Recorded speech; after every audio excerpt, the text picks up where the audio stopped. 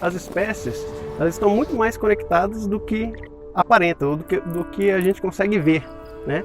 A ecologia tem estudado muito essas interações mais visíveis, mas a gente mostrou que existe toda uma estrutura que fica escondida, né? Que a gente não consegue observar, a não ser que a gente esteja procurando por elas, e que talvez tenha uma importância tão grande quanto ou maior do que essa estrutura visível das comunidades ecológicas. Um estudo de pesquisadores da UFMG, Oxford e Southampton, publicado recentemente na revista Current Biology, conseguiu mostrar, com método científico, o que a sabedoria ancestral dos povos originários vem repetindo há tempos. As espécies na natureza estão todas conectadas por interações ocultas que desempenham um papel crucial na manutenção da diversidade. Para entender como essa pesquisa é inovadora, é preciso voltar no tempo. Mais precisamente para 1866, ano em que o alemão Ernst Haeckel propõe a criação de uma nova disciplina científica, a ecologia. Desde então, a ecologia vem estudando a interação entre as espécies baseadas, sobretudo, nos pares de espécie. São as relações ecológicas que conhecemos bem, como a predação, o parasitismo ou o mutualismo, por exemplo. Mas a história é cheia de exemplos que mostram que essa compreensão das interações, pensando apenas em pares de espécies, é insuficiente para resolver os problemas das comunidades ecológicas. Duas espécies interagindo em um sistema isolado, você consegue entender, tá? O predador vai consumir a presa, mas aquilo inserido na natureza, você não consegue prever assim tão facilmente o que vai acontecer. O caso do sapo cururu na Austrália é bem emblemático. Em 1935, para tentar resolver uma praga, o besouro da cana, as autoridades australianas resolveram introduzir na ilha um potencial predador, o sapo cururu, nativo da América do Sul.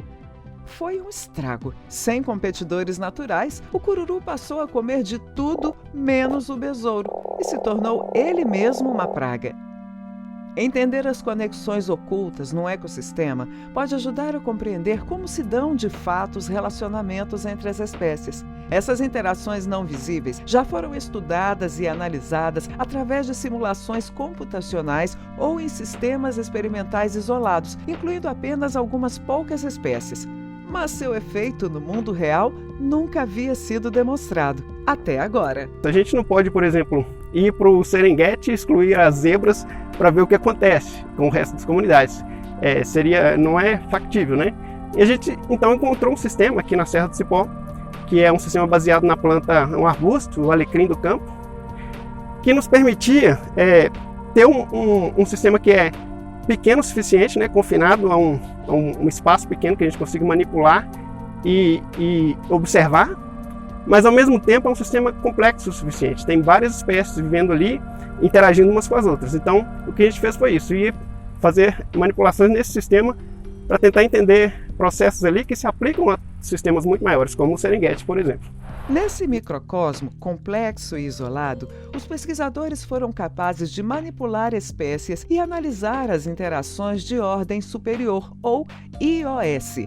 Essas IOS são interações não visíveis, mais difíceis de detectar e envolvem a modificação de uma interação por uma terceira espécie.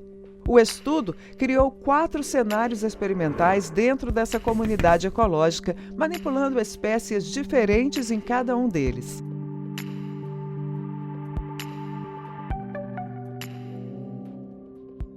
O resultado foi o primeiro estudo a demonstrar experimentalmente a existência generalizada e a importância de uma extensa rede de interações ocultas. Se nós pensarmos em preservar uma determinada espécie, às vezes a gente pensa que se a gente entender quem são os predadores, quem são os parasitas, os mutualistas, a gente vai conseguir criar um ambiente onde aquela espécie consiga sobreviver. Mas aparentemente isso não é tão simples assim. Você precisa pensar em preservar sistemas como um todo, né, para você garantir que ali vão ter as condições para aquela determinada espécie que você quer preservar. Da mesma forma, a gente não pode pensar também que a perda de determinadas espécies vão ser mais ou menos importantes do que outras.